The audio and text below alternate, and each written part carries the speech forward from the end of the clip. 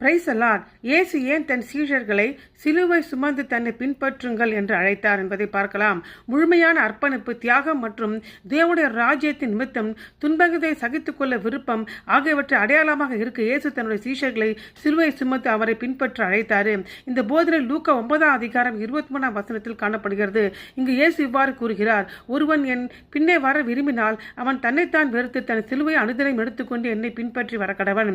இயேசு இவ்வாறு சொன்னதன் காரணம் என்ன என்பதற்கு 4 காரணங்கள். 1, முதலாவது சுயத்தை மறுப்பது, அசுயத்தை வெறுப்பது. இயேசுவை பின்பற்றுவதற்கு தேவனுடைய சித்தத்துக்கு முன்னுரிமை அளிக்க தனிப்பட்ட ஆசையும் லட்சியத்தையும் ஒதுக்கி வைக்க வேண்டும். 2வது, துன்பத்தையும் சகிப்பது, தியாகத்தையும் ஏறெடுப்பது. சிலுவை என்பது ரோம மரண தண்டனை நிறைவேற்றும் கருவியாகும். அது துன்பத்தையும் துன்புறுத்தலையும் குறிக்கிறது. இயேசு தம்முடைய சீஷர்கள் தங்கள் விசுவாசத்திற்காக கஷ்டங்களை சகிக்க ஆயத்தப்படுத்திக் கொள்ள இவ்வாறு சொல்லுகிறார். 3வது அர்த்தம் உண்மையான சீஷத்துவமாகும். ஒரு சீஷனாக இருப்பது என்பது நம்புவது மாத்திரமல்ல, தேவனுக்கு கீழ்ப்படுவது மற்றும் சேவையின் வாழ்க்கையை வாழ்வதாகும். 4வது அர்த்தம் என்னவென்றால் அனுதின அர்ப்பணிப்பு. சிலுவை தினமும் எடுத்துக்கொள்வது என்பது சிலுவை இயேசுவை பின்பற்றுவது தொடர்ச்சியான அனுபவமாகும், ஒரு முறை மட்டும் எடுக்கும் முடிவு அல்ல.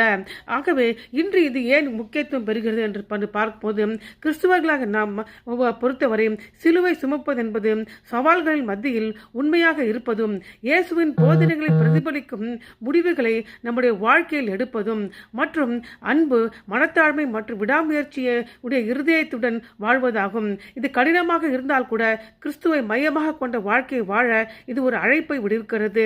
எனவே இயேசுவின் சீஷராக நாம் சிலுவை சுமந்து அவரை பின்பற்றுவோமாக.